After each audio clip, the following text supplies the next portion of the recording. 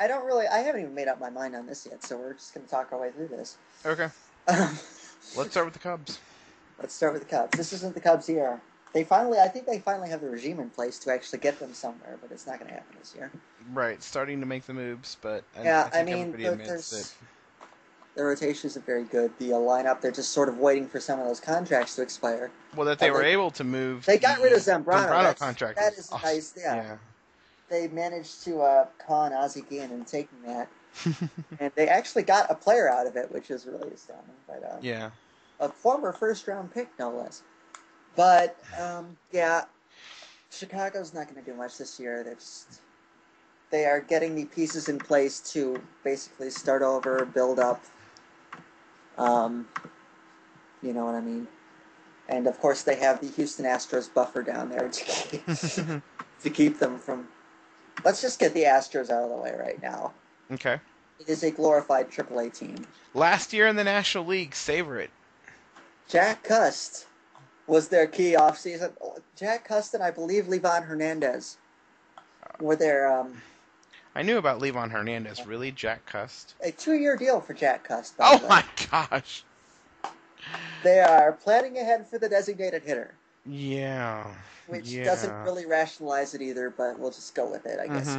Mm-hmm. They have also moved Brett Myers and his beard thing to closer.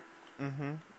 There's just Carlos Lee. I can't believe is still on this team. To be quite frank, I forgot they brought in Jed Lowry as well. But there's they moved one of their. I don't even remember who they got. Boston, Jed Oh, that's right, Mark Melanson. Yes. Yeah. Yeah, Houston's going to finish in last place. There's not a lot of talent on this team. So we've got Houston, we've got the Cubs. And Pittsburgh. Pittsburgh's not going to contend for half the year again, I don't think. Mm-hmm. Even with A.J. Burnett and his fractured orbital bone on that ball club, and Eric Bedard and his 20 starts. Eric Bedard is a Pirate? Eric Bedard is a Pirate. It's not a terrible signing. He's just not going to pitch more than 20 times in the year. Right. At least they got McCutchen locked up long term. We can say that about them. Yep. Yeah, Astros will finish last, and then we will have the Cubs and the Pirates slugging it out for fourth place. Yeah. The Cubs actually finished fourth last. Not the Cubs. The Pirates actually finished fourth last year. Mm-hmm. Although the Pirates and the Cubs had the exact same run differential, so it's not really like someone can claim victory in that race. All right. James McDonald is still starting in Pittsburgh. James McDonald, yeah, people have had high hopes for James McDonald for a long time now, and they're just not happening. They got rid of, they brought Nate McClough back in hopes that he can recapture his glory days, I suppose. All right, so now that we've gotten the three easy ones out of the way, here's where it gets a bit muddy. Shall we start with the defending world champions? They were the last team that I thought of in this divisional race when I was writing these out. Obviously, it is a radically different look. Mm-hmm. Because they have lost arguably the two players, or not players, but the two figures that were most associated with them in their manager, Tony La Russa, and of course Albert Pujols is an Angel now. But moving Berkman to first, I mean, that is as good of a move as you can make. That's a pretty decently built-in. I know a lot of people laughed at the Berkman move last year, myself included, but he had a great year, and his defense didn't kill them, and now they just move him to first base, no problem. So in retrospect, John Mozeliak nailed that move.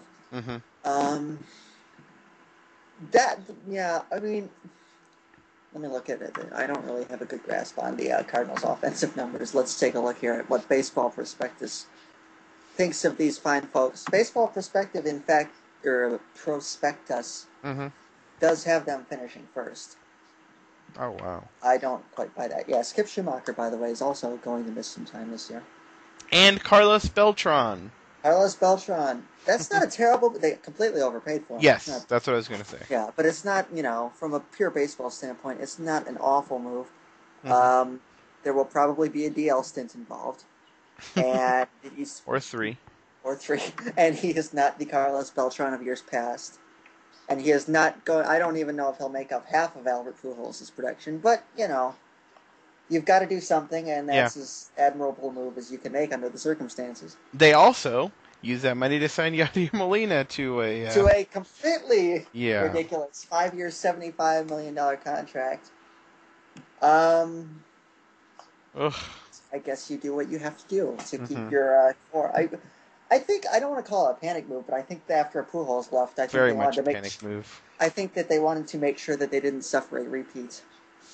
Even though Yadier Molina is not Albert Pujols, Yeah. he is the best defensive catcher in baseball. But Has decent offensive numbers. yeah, I mean, for a catcher, I mean, I guess if you, I don't know, I just can't. It's hard for me to justify paying that much money for any catcher. Mm-hmm. But I mean, Yadier Molina is one of the better catchers in baseball. So I guess whatever, not my money. um, let me get up. Where are you, Baseball Reference? Are we still on the Cardinals? Yeah, I'm looking up the soft underbelly of that lineup because you have Rafael Furcal is just, and he's batting leadoff too, possibly. So it's hard for me to get behind that idea. Carlos Beltran, Matt Holliday. Yeah, Molina hit 300 last year. He'll probably do something around there. Skip Schumacher does not walk a lot. Does not, Skip Schumacher is one of those traditionally scrappy people. Where is he on the? Daniel Descalso is actually going to be their second baseman in Schumacher's absence, apparently, which is not good. David Freese, we'll see if he can propel himself after that ridiculous World Series of his. Yep. I mean, he's a decent contact hitter, but the power isn't what. For Call, I don't have high hopes. John Jay, I don't have. They have a lot of slappy contact hitters, they're counting on basically the two guys in the middle of the lineup to drive them both in. Yes. And it's a risky proposition, but I don't know. The good news is that they're getting Adam Wainwright back, which is very good news indeed. Mm-hmm. Although you never know sure how these guys are going to respond coming back from Tommy John surgery. Right. And Chris Carpenter is already having injury problems. Yes, I see the injury. Yeah, I believe he has neck issues. Mm-hmm. And Dave Duncan isn't there anymore, so I don't know how the back of that rotation is going to shake out. I don't. Will Kyle continue? Yeah. Continue with their ground balls. Jake Westbrook. Quite frankly, I think they would just be better off giving Shelby Miller a shot at the fifth starter job than Jake Westbrook, but what do I know? But I just the Pujols. Pujols didn't have his best year last year. A lot of people forget that he only hit 299, but they're not going to be able to make up those power numbers with just Carlos Beltran. So they're going to lose a little power out of that lineup. I mean, they have guys who are good contact hitters, but they are relying on Holliday and Berkman to do all the heavy lifting in that lineup. Yes. Cincinnati Reds. Cincinnati is a really interesting team because obviously they had their natural regression thing going last year. But their offense is still very good, peaking. I mean, it's and awesome. They play in the right ballpark for it as well. Mm-hmm. I mean, Scott Rowland's going to be on the DL at some point. We can just get that out right.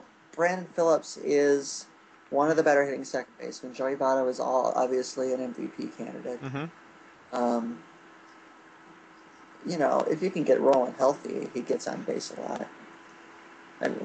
He had a terrible year last year, but we'll see how that goes. They need more. Last year they struggled because they didn't get anything out of the shortstop position. They didn't get much out of the third base position. They didn't get anything out of the left field position. Mm-hmm. I think Chris Heisey will do better for them in the left field department. That's a step in the right direction. It will be interesting to see how Zach Cozart does out of the shortstop spot. Mm-hmm. And if they can get enough projection out of those two out of those two spots, then I think they're going to be right in it. And I know that we are a bit divergent on what we think Matt Latos will do in that ballpark. He's going to completely get destroyed by. I am a lot more bullish on Matt Latos than you are. And why is that? Well, I mean, you look at the numbers that he can't. You look at his peripheral stats, which just sort of throw ballpark out of the equation. Mm-hmm.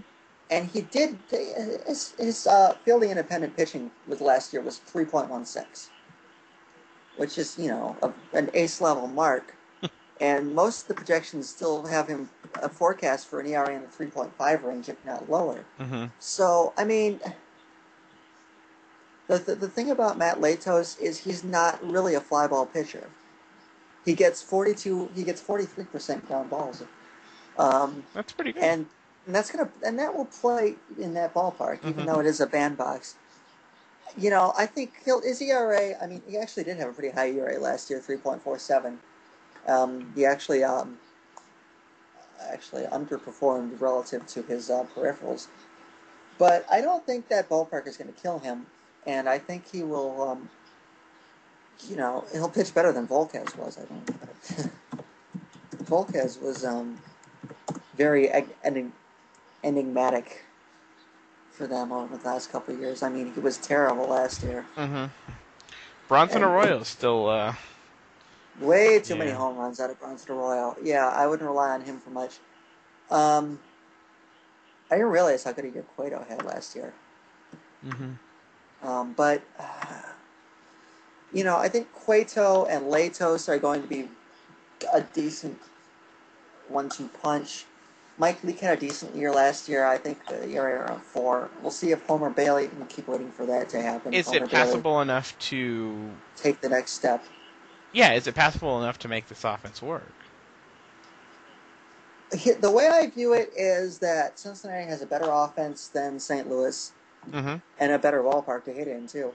And I think the rotations are pretty close. Really? I don't. I think Carpenter and Wainwright is a better 1-2 than Cueto and Latos. Yes. But I don't think either of those two are pushovers, and I don't think that the difference is huge enough that it's going to be, a death sentence for Cincinnati. And Ryan Madsen is in that bullpen now. They have a closer. 1 year, and, right? 1 year. Good enough. Sean Marshall was a very underrated pickup for them. Knows that division very well. And, the bullpen isn't terrible either. So I think Cincinnati's going to have a better year than they did last year, I think. I don't know if it will be enough, but I think they're going to. I mean, last year they finished 17 games back, and that's not going to happen again. Well, especially because Brewers. The Brewers have been overhauled. And even if Ryan Braun got off, I'm not even going to go into that, but Ryan Braun will not be suspended, as we know. And it's just... And their big offseason signing, Aramis Ramirez. Whom they're counting on to try and pick up the slack for Prince Fielder. He's not going to do it. Aramis Ramirez is not good defensively.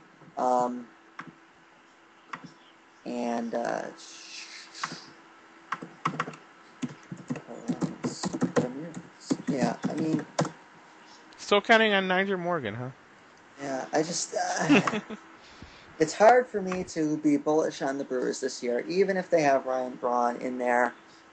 Prince Fielder was such a huge part of that team, and going from Fielder to Matt Gamble is... You've got to like their rotation, though, better than Cincinnati's.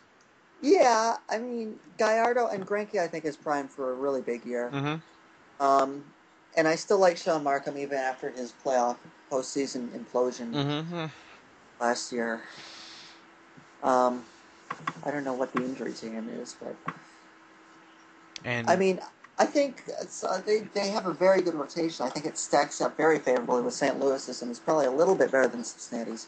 But at the same time, they're basically relying on the same method as the Cardinals are, except with one less big hitter.